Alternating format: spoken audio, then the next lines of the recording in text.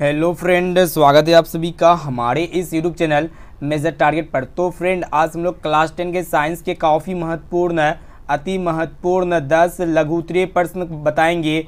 ये जो 10 subjective type प्रश्न है ना, आपके फाइनल मैट्रिक बोर्ड परीक्षा के लिए गेस्ट क्वेश्चन है। तो फ्रेंड, अगर आप चाहते हैं कि साइंस में 80 में 80 आए तो इस वीडियो को शुरू से लेकर आखिरी तक देख लेते हैं ना। तो ये जो लघु उत्तरीय प्रश्न बोर्ड एग्जाम में पूछे जाते हैं 2 मार्क्स के, आपसे एक भी प्रश्न नहीं छूटेगा। एक क्वेश्चन को अच्छी तरह से याद करते हुए जाना है।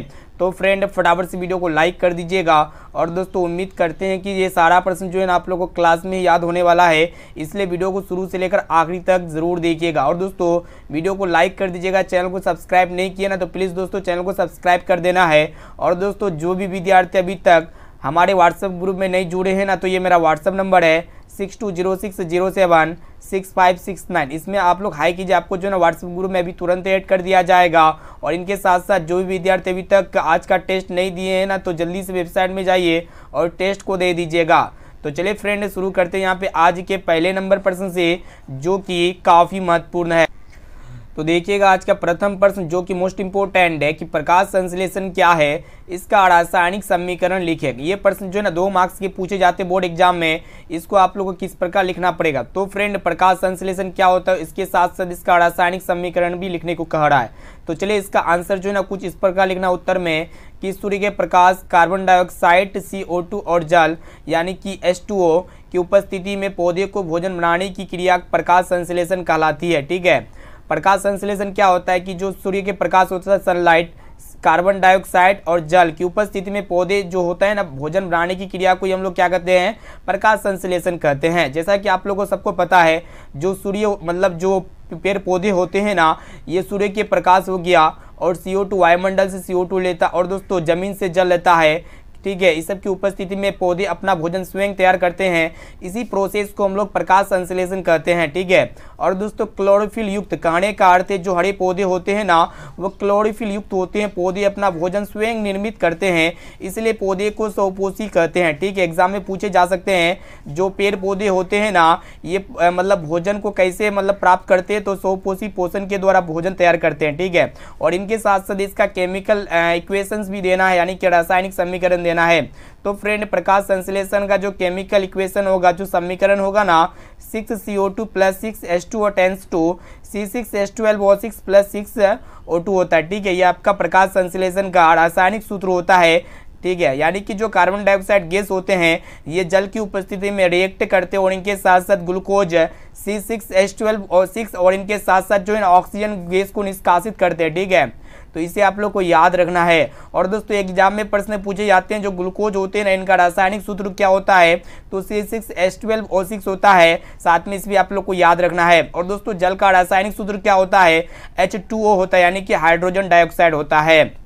चलिए फ्रेंड, देखते हैं यहाँ पे दूसरा प्रश्न, जो कि मोस्ट इंपोर्टेंट है। एक एक क्वेश्चन को जो है ना आप लोग कॉपी में नोट्स कर सकते हैं, या फिर इनका PDF हम फ्री में देंगे। ठीक है, आप लोग वीडियो को शुरू से लेकर आखिरी तक देखिएगा। आप लोग को बताएंगे कि आप लोग PDF कैसे डाउनलोड कर सकते हैं। तो क्लास को करना जरूरी है, क्योंकि क्लास में आपको जो है ना सारा क्वेश्चन समझ में आ जाएगा। 100% आएगा ये सभी प्रश्न बोर्ड एग्जाम 2023 में, क्योंकि ये सभी क्वेश्चन जो है ना गेस्ट प्रश्न है, बोर्ड परीक्षा में बार बार पूछे जाने वाले प्रश्न को यहाँ पे इंक्लूड किए हैं। इसलिए जो है ना दोस्तों एक एक क्वेश्चन को याद कर लेना है। तो देखते हैं यहाँ पे 2 नंबर प्रश्न क्या कराए कि उदासीनीकरण अभिक्रिया क्या है, एक उदाहरण दे। ठीक है, ये प्रश्न बहुत बार पूछा जा चुका है। तो फ्रेंड, यहाँ पे उदासीनीकरण अभिक्रिया क्या है और इनके साथ साथ एक उदाहरण देना है। तो इनका उत्तर जो है ना कुछ इस प्रकार लिखना है कि वह प्रक्रिया जिसमें कोई अम्ल किसी भस्म के साथ अभिक्रिया करके लवण और जल बनाता है, तो उस अभिक्रिया को उदासीनीकरण अभिक्रिया कहते हैं। बहुत ही सिंपल ये आंसर है। ठीक है, तो यहाँ पे आप लोग को क्या बताना है कि वह प्रोसेस जिसमें कोई भी एसिड किसी भस्म के साथ रिएक्ट करके लवण और जल बनाता है, तो उसको हम लोग क्या कहते हैं, उदासीनीकरण अभिक्रिया कहते हैं। चलिए इसको उदाहरण के द्वारा हम समझाते हैं। जैसे कि दोस्तों आपका HCl एक प्रकार का क्या है, लवण है। ठीक है, सॉरी यहाँ पे अम्ल है HCl, जिसको कहते हैं हाइड्रोक्लोरिक अम्ल। ये जो है ना भस्म के साथ रिएक्ट करता है, यानी कि NaOH के साथ रिएक्ट करता है, जिसे हम लोग सोडियम हाइड्रोक्साइड कहते हैं। ये रिएक्शन करके क्या बनाता है, NaCl एक प्रकार का लवण होता है, जिसको हम लोग सोडियम क्लोराइड कहते हैं और इनके साथ साथ जो है जल नामक द्रव का निर्माण करता है। तो यहाँ पे क्वेश्चन से ये करा है कि कोई भी अम्ल आपका क्या होगी, HCl एक प्रकार का अम्ल होता है, ये जो है ना भस्म के साथ अभिक्रिया करता है, यानी कि आपका NaOH एक प्रकार का भस्म होता है, ये दोनों अभिक्रिया करके क्या बनाता है, लवण बनाता है। लवण में आपका NaCl हो जाएगा और दोस्तों इनके साथ साथ जो है ना जल यानी कि H2O का निर्माण करता है। तो ये जो है ना उदासीनीकरण अभिक्रिया में आते हैं, ठीक है। और इनके साथ साथ हम लोग दूसरा उदाहरण भी लिए हैं, जैसे कि आपका H2SO4 एक प्रकार का सल्फ्यूरिक अम्ल होता है, ये जो है ना पोटेशियम हाइड्रोक्साइड यानी कि KOH के साथ रिएक्ट करके क्या बनाता है, पोटेशियम सल्फेट अर्थात लवण बनाता है और इनके साथ साथ जो है ना जल का निर्माण करता है, ठीक है। तो इस तरह की रासायनिक अभिक्रिया को हम लोग क्या कहते हैं, उदासीनीकरण अभिक्रिया कहते हैं, ठीक है। यहाँ पे आपको जो है ना एग्जाम में एक ही को उदाहरण देना है, यहाँ पे हम 2 उदाहरण बता चुके हैं और अगर आपको दो में से कोई एक याद हो जाता है तो उसको याद कर लीजिएगा दोस्तों, ठीक है। बहुत ही सिंपल प्रश्न है। अब आइए फ्रेंड देखते हैं यहाँ पे तीसरा प्रश्न जो कि मोस्ट इंपोर्टेंट है। ये भी प्रश्न जो ना बोर्ड परीक्षा में काफी बार पूछा जा चुका है, इसलिए जो ना इस प्रश्न को इस तरह याद करना है। तो यहाँ पे प्रश्न ये करा है कि किसी चालक का प्रतिरोध किन कारकों पर निर्भर करता है, ठीक है। यानी कि कोई भी कंडक्टर का जो रेजिस्टेंस होता है ना वो किन कारकों पर डिपेंड करता है, वही आप लोग को बताना है। तो यहाँ पे इस प्रकार इसका आंसर कुछ इस प्रकार लिखना पड़ेगा कि किसी चालक का प्रतिरोध निम्नलिखित बातों पर निर्भर करता है, ठीक है। तो यहाँ पे पहला कारक क्या है दोस्तों, इस प्रकार लिखना पड़ेगा चालक की लंबाई पर, और दूसरा यहाँ पे महत्वपूर्ण पॉइंट है कि चालक के अनुप्रस्थ क्षेत्रफल पर, और तीसरा महत्वपूर्ण पॉइंट है कि चालक तार की प्रकृति पर, यानी कि चालक तार का जो नेचर है ना कैसा है, ठीक है। तार कहीं पे पतला तो नहीं है, कहीं पे मोटा तो नहीं है, तो उस पर डिपेंड करता है। और इनके साथ साथ जो है ना चालक के ताप पर, यानी कि चालक जो कंडक्टर है ना उनका टेम्परेचर भी किसी भी चालक का प्रतिरोध डिपेंड करता है। तो यहाँ पे सबसे पहला पॉइंट आपको लिखना पड़ेगा चालक की लंबाई पर, यानी कि जो कंडक्टर है उसकी लंबाई कितना है, और इनके साथ साथ ये दूसरा पॉइंट लिखना पड़ेगा चालक के अनुप्रस्थ क्षेत्रफल पर, और तीसरा पॉइंट में आपको लिखना है चालक तार की प्रकृति पर, और चौथा पॉइंट में लिखना है चालक के ताप पर, ठीक है।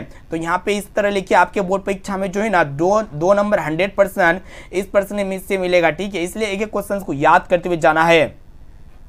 अब आइए फ्रेंड देखते हैं यहाँ पे चौथा प्रश्न को देखिएगा, जो कि ये प्रश्न जो है ना लगभग में हर बार बोर्ड परीक्षा में पूछे जाते हैं, इस कि ओम का नियम को लिखिए, ठीक है। तो बहुत ही सिंपल प्रश्न है और इनका आंसर जो है ना दोस्तों कुछ इस प्रकार लिखना पड़ेगा कि स्थिर ताप पर किसी चालक से प्रवाहित धारा उसके सिरों के बीच के विभवांतर के समानुपाती होती है। बहुत ही सिंपल कॉन्सेप्ट है। यहाँ पे जो इलेक्ट्रिक करंट होगा ना I होगा, ये डायरेक्ट प्रोपोर्शनल टू होगा विभवांतर के, ठीक है। विभवांतर को हम लोग V से दिखाते हैं, तो इसे आप लोग को याद रखना है कि किसी भी मतलब स्थिर टेम्परेचर रहेगा, किसी भी कंडक्टर का टेम्परेचर क्या रहेगा, स्थिर रहेगा, और उससे हम लोग इलेक्ट्रिक करंट का जो बहाव करेंगे ना, और इनके सिरों के बीच का जो भी विभवांतर होगा ना वो दोनों आपस में डायरेक्टली प्रोपोर्शनल टू होगा। यानी कि जो I का मतलब होता है इलेक्ट्रिक करंट, और दोस्तों यहाँ पे V का मतलब होता है विभवांतर, है ना। तो यहाँ पे क्या हो रहा है कि जो टेम्परेचर स्थिर है, ठीक है, स्थिर तापक्रम पर किसी भी कंडक्टर का जो करंट होता है ना वो समानुपाती होती है विभवांतर के, यानी कि I समानुपाती V होती है। तो यहाँ पे इसीलिए के बाद लिखना है V बराबर IR, ठीक है। तो यहाँ पे क्या हो रहा है कि जब समानुपाती हटेगा तो इनके बदले में क्या आएगा, R आएगा, ठीक है। तो यहाँ पे V बराबर IR आपका फॉर्मूला हो गया, जहाँ भी विभवांतर होगा चालक तार का, और I का मतलब होता है विद्युत धारा, और R जो होता है ये प्रतिरोध होता है चालक तार का, ठीक है। तो ये प्रश्न बहुत ही महत्वपूर्ण है। और इनके साथ साथ जो है स्टार में ये लिख सकते हैं कि यह नियम जर्मन वैज्ञानिक जॉर्ज साइमन ओम ने सन 1827 ईस्वी में दिया था, ठीक है। तो ओम का नियम जो होते हैं ना ये कौन दिया था, ओम ने दिया था, जॉर्ज साइमन ओम ने कब दिया था, 1827 ईस्वी में इसे दिया था, ठीक है। इसे आप लोग को याद कर लेना है दोस्तों। ये प्रश्न बहुत ही सिंपल है, इसको अच्छी तरह से याद कर लीजिएगा कि ओम का नियम क्या होता है कि स्थिर ताप पर किसी भी चालक से प्रवाहित विद्युत धारा उसके सिरों के बीच विभवांतर के समानुपाती होती है, ठीक है। अब चलिए फ्रेंड देखते हैं यहाँ पे 5 नंबर प्रश्न जो कि काफी महत्वपूर्ण है। तो फ्रेंड अभी तक आप वीडियो को लाइक नहीं किया ना तो प्लीज दोस्तों फटाफट से वीडियो को लाइक कर दीजिएगा, और चैनल पर नए हैं ना तो प्लीज दोस्तों चैनल को सब्सक्राइब करके बेल आइकन को प्रेस करके जो है ना ऑल पर जरूर सिलेक्ट कर लीजिएगा, ताकि यहाँ पे जब भी कोई लाइव क्लास हो ना तो आपको हमेशा नोटिफिकेशन मिलता रहेगा, ठीक है। और यहाँ पे हम सभी क्वेश्चन को बता रहे हैं, इसमें हम लोग टोटल 10 क्वेश्चन को गेस किए, जिनमें से काफी सारे प्रश्न 100% 100% लड़ेगा ही लड़ेगा। और दोस्तों जो भी क्वेश्चन अगर आपको याद है ना तो उसको रिवीजन कर लीजिए। और अगर आपको जो प्रश्न अगर आपको याद ना हो ना तो प्लीज़ दोस्तों उस प्रश्न को जो है ना अपने नोट कॉपी में नोट कर लीजिएगा, ठीक है। और ये सभी प्रश्न बहुत ही महत्वपूर्ण है। चलिए देखते हैं यहाँ पे 5 नंबर प्रश्न जो कि काफ़ी महत्वपूर्ण है कि धोबिया सोडा का अणुसूत्र लिखे, इसमें 2 उपयोग बताना है, ठीक है। काफ़ी सिंपल प्रश्न है। तो यहाँ पे धोबिया सोडा को हम लोग धोने वाला सोडा के नाम से जानते हैं और उनका अणुसूत्र लिखना है और इनके 2 उपयोग बताना है, ठीक है। तो चलिए इस तरह के प्रश्न बोर्ड परीक्षा में जो है ना शॉर्ट टाइप प्रश्न होते हैं जो बोर्ड परीक्षा में 2 मार्क्स के पूछे जाते हैं। तो इसका आंसर जो है ना कुछ इस प्रकार लिखना पड़ेगा, ठीक है।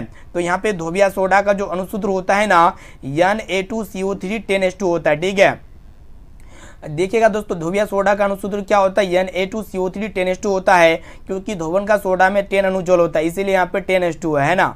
तो यहाँ पे आप लोग को याद रखना है जो धोबिया सोडा जो धोने का सोडा होता है ना इसका रासायनिक सूत्र क्या होता है Na2CO3 10H2 होता है। और दोस्तों इनका जो केमिकल नेम होता है ना सोडियम कार्बोनेट होता है। क्या होता है? Sodium carbonate. और दोस्तों इसे हम लोग अमोनिया सोडा विधि या साल्वे विधि के द्वारा तैयार करते हैं। जो धोवन सोडा को जो तैयार करने का जो मेथड होता है ना, कौन सा विधि से हम लोग तैयार करते हैं? अमोनिया सोडा विधि या फिर साल्वे विधि के द्वारा इसको तैयार करते हैं। तो यहाँ पे आपसे जो है ना 3 गो ऑब्जेक्टिव क्लियर हो रहा है, ठीक है। तो धोवन सोडा का अणुसूत्र क्या होता है बोर्ड परीक्षा में पूछे जाते हैं वस्तुनिष्ठ प्रश्न में। तो इसका ये जो मतलब धोबिया सोडा का अणुसूत्र क्या होता है Na2CO3 10H2 होता है। और इनका केमिकल नेम क्या होता है? सोडियम कार्बोनेट होता है। और दोस्तों एक प्रश्न ये पूछे जाते हैं कि जो सोडियम मतलब जो धोबिया सोडा होता है ना इसको कौन सा विधि से तैयार किया जाता है? अमोनिया सोडा विधि या फिर साल्वे विधि के द्वारा इसको तैयार किया जाता है। और दोस्तों इसका 2 उपयोग बताना है।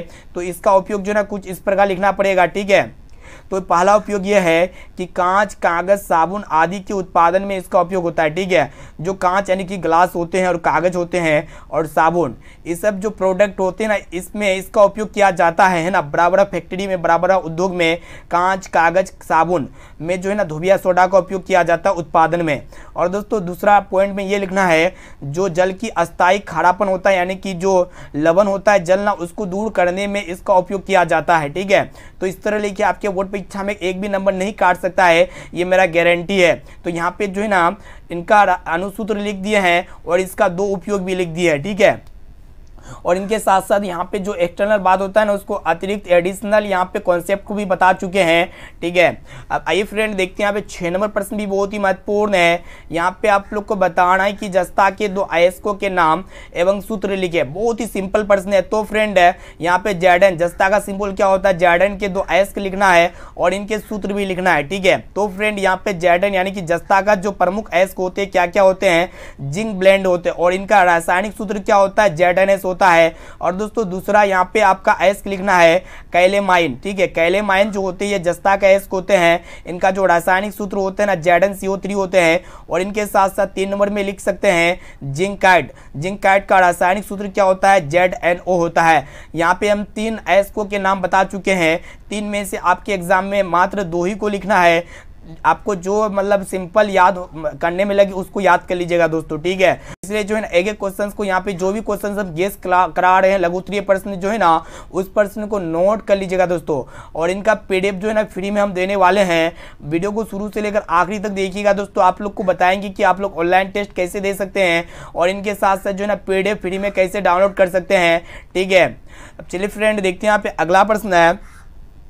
तो फ्रेंड देखिए यहाँ पे 7 नंबर प्रश्न भी बहुत ही महत्वपूर्ण है कि एम्पियर की परिभाषा दे। तो फ्रेंड यहाँ पे एम्पियर का डेफिनेशन बताना है। बहुत ही सिंपल डेफिनेशन यहाँ पे हम आप लोग को बताएंगे। तो यहाँ पे एम्पियर जो होते हैं ना ये इलेक्ट्रिक करंट का मात्रक होता है एम्पियर, तो उसी को यहाँ पे डेफिनेट करना है। तो फ्रेंड इसका आंसर कुछ इस प्रकार लिखना पड़ेगा। यदि किसी विद्युतीय परिपथ के किसी अनुप्रस्थ क्षेत्रफल से 1 कूलाम आवेश प्रति सेकेंड प्रभावित हो तो परिपथ में प्रभावित धारा की प्रबलता 1 एम्पियर कहलाती है। बहुत ही सिंपल कॉन्सेप्ट यहाँ पे बताए हैं कि किसी भी इलेक्ट्रिक सर्किट में किसी अनुप्रस्थ क्षेत्र से जो है ना क्षेत्रफल से 1 कूलाम आवेश प्रति सेकेंड प्रभावित होता है। इसको आप लोग याद रखिएगा दोस्तों। 1 एम्पियर क्या होता है कि किसी भी विद्युत मतलब इलेक्ट्रिक सर्किट से जब 1 कूलाम आवेश 1 सेकेंड में प्रभावित होती है तो वो क्या कहलाती है? 1 एम्पियर कहलाती है, ठीक है। तो अर्थात के बाद इसको लिख लीजिएगा। आपके बोर्ड परीक्षा में एक भी नंबर नहीं कटेगा, इसको नोट कर लीजिएगा दोस्तों। अब चलिए फ्रेंड देखते हैं यहाँ पे 8 नंबर प्रश्न भी बहुत ही महत्वपूर्ण है। देखिएगा क्या कराए कि विद्युत लेप के तंतुओं के निर्माण में प्राय एकमात्र टंगस्टन का उपयोग क्यों किया जाता है? यानी कि विद्युत लेप बोलिए या फिर विद्युत बल्ब बोलिए, तो विद्युत बल्ब का जो फिलामेंट होता है ना, उसमें हम लोग सिर्फ और सिर्फ टंगस्टन का उपयोग क्यों करते हैं? ठीक है, तो इसका आंसर कुछ इस प्रकार लिखना पड़ेगा। जो इलेक्ट्रिक बल्ब होते हैं यानी कि जो इलेक्ट्रिक लैंप होते हैं ना, उसके तंतु यानी कि जो फिलामेंट का जो निर्माण किया जाता है प्राय एकमात्र टंगस्टन का उपयोग इसलिए किया जाता है क्योंकि टंगस्टन से निर्मित जो फिलामेंट होता है ना, उसका गलनांक बहुत उच्च होता है, लगभग जो है ना 3380 डिग्री सेल्सियस होता है। यानी कि 3380 डिग्री सेल्सियस के टेम्परेचर भी पिघल सकता है, इससे ज़्यादा टेम्परेचर नहीं होता, जिससे ये फिलामेंट क्या होता है, पिघलता नहीं है। और दोस्तों जो विद्युत बल्ब होते हैं यानी कि जो विद्युत लैंप होते हैं ना, इनके अंदर अक्रिय गैस यानी कि निष्क्रिय गैस है को भरा दिया जाता है। ठीक है, कौन सा गैस होता है? अक्रिय गैस, जैसे कि नाइट्रोजन गैस हो गया, उसको भर दिया जाता है ताकि फिलामेंट का जो ऑक्सीकरण होना ना हो सके। ठीक है, और दोस्तों साथ ही टंगस्टन का उच्च ताप पर वाष्पन भी ना हो सके। तो यही कारणों से हम लोग क्या करते हैं, जो इलेक्ट्रिक बल्ब होते हैं उसका जो फिलामेंट होता है ना, हम लोग सिर्फ और सिर्फ टंगस्टन का उपयोग करते हैं। क्यों करते हैं? क्योंकि टंगस्टन का गलनांक क्या होता है, ज़्यादा होता है, 3380 डिग्री सेल्सियस पर ये गलता है। ठीक है, और ये जल्दी पिघलता नहीं है। क्यों नहीं पिघलता है? कि जो इलेक्ट्रिक बल्ब होते हैं ना, उसके अंदर अक्रिय गैस या आप लोग निष्क्रिय गैस भी कह सकते हैं, वो भरा रहता है। तो अक्रिय गैस, इलेक्ट्रिक करंट जो होते हैं, जो बल्ब होते हैं ना, उसमें कौन सा अक्रिय गैस होता है? नाइट्रोजन होता है। और दोस्तों यहाँ पे अगर ये भरा रहेगा ना, क्या होगा कि फिलामेंट जो होगा ना, ये ऑक्सीकरण नहीं होगा। जब ऑक्सीकरण नहीं होगा ना, जो तंतु जो होता है, जो टंगस्टन होता है, ये टूटेगा नहीं और बल्ब जो होगा ना, मतलब कंटिन्यू जलती रहेगी। ठीक है, और ये प्रश्न जो है ना काफ़ी महत्वपूर्ण है, काफ़ी बार पूछा जा चुका है। इस प्रश्न को जो है ना इस प्रकार आप लोग याद कर लीजिएगा। अब आइए फ्रेंड देखते हैं यहाँ पे 9 नंबर प्रश्न भी बहुत ही महत्वपूर्ण है आपके बोर्ड परीक्षा के लिए। तो ध्यान से देखिएगा, प्रश्न ये कह रहा है कि प्रतिरोध और विभवांतर के एसआई मात्रक को लिखे। बहुत ही सिंपल प्रश्न है। तो फ्रेंड यहाँ पे प्रतिरोध और विभवांतर का एसआई मात्रक को लिखना है। ठीक है, तो चलिए इसका आंसर कुछ इस प्रकार लिखना पड़ेगा कि प्रतिरोध का मात्रक ओम होता है और विभवांतर का मात्रक वोल्ट होता है। बहुत ही सिंपल प्रश्न है, हम आप लोग को बहुत बार बता चुके वस्तुनिष्ठ प्रश्न में प्रतिरोध का एसआई मात्रक क्या होता है? ओम होता है। और दोस्तों ओम को जो है ना कुछ इस प्रकार दिखाते हैं ओमेगा के द्वारा, और विभवांतर को हम लोग भी से सूचित करते हैं। ठीक है, और यहाँ पे वोल्ट होता है। विभवांतर का मात्रक क्या होता है? वोल्ट होता है। और प्रतिरोध का मात्रक क्या होता है? ओम होता है। अब चलिए फ्रेंड देखते हैं यहाँ पे 10 नंबर प्रश्न जो कि काफी महत्वपूर्ण है। तो ध्यान से देखिएगा, क्या कराए कि चुंबकीय क्षेत्र रेखाओं के 2 गुणों को लिखिए। तो यहाँ पे आपको जो है ना 2 ही को गुण लिखना है। यहाँ पे हम जो है ना काफ़ी सारे गुण लिख चुके हैं। अगर आपको इनमें से जो गुण अच्छा लगे, जो गुण इजीली याद हो जाए ना, उसी को आपको याद करना है। इससे आपको काफ़ी इजी होगा। ठीक है, और यहाँ पे चुंबकीय क्षेत्र रेखाओं के गुणों को कुछ इस प्रकार लिखना है आंसर में। ऑप्शन मतलब नंबर 1 में आपको लिखना है, ये रेखाएं कभी भी एक दूसरे को नहीं काटती है। तो फ्रेंड जो चुंबकीय रेखाएं होती है ना, ये एक दूसरे को कभी भी नहीं काटती है। कुछ इस प्रकार होता है चुंबकीय रेखा, ये एक दूसरे को जो है ना कभी भी नहीं काटती है ना। और दोस्तों यहाँ पे जो है तीसरा पॉइंट में आपको लिखना है, दूसरा पॉइंट में लिखना है, ये रेखा एक बंद वक्र होती है। यानी कि कुछ इस प्रकार होता है बंद वक्र। ठीक है, कर्व टाइप का होता है, बंद होता है पूरा ये रेखा है। और 3 नंबर में लिखना है कि चुंबक के ध्रुव के पास ये अधिक सटे रहते हैं। और दोस्तों जो चुंबक का जो पोल होता है ना, NS होता है, NS ध्रुव होता है, इनमें क्या होते हैं कि काफ़ी सटे हुए होते हैं। ठीक है, चुंबक में 2 ध्रुव होते हैं, नॉर्थ पोल और साउथ पोल, यानी कि दक्षिणी ध्रुव और उत्तरी ध्रुव। और चौथा पॉइंट में लिखना है कि एक ही दिशा में गमन करते हुए ये एक दूसरे को विकर्षित करते हैं। अगर ये एक दिशा में गमन करेगा, गुजरेगी ना, तो ये एक दूसरे को क्या करेगी? विकर्षित करेगी। और दोस्तों 5वां पॉइंट में लिख सकते हैं कि चुंबक के बाहर ये उत्तर ध्रुव से चलकर दक्षिणी ध्रुव में आती है। ठीक है, चुंबक के बाहर ये उत्तर ध्रुव से चल करके दक्षिणी ध्रुव में आती है और चुंबक के भीतर दक्षिणी ध्रुव से चलकर उत्तरी ध्रुव की ओर आती है। ठीक है, तो इस प्रकार लिख के आपके फाइनल मैट्रिक बोर्ड परीक्षा में जो है ना एक भी नंबर नहीं काट सकता है सब्जेक्टिव टाइप क्वेश्चंस में। ठीक है, एक क्वेश्चन काफी महत्वपूर्ण है।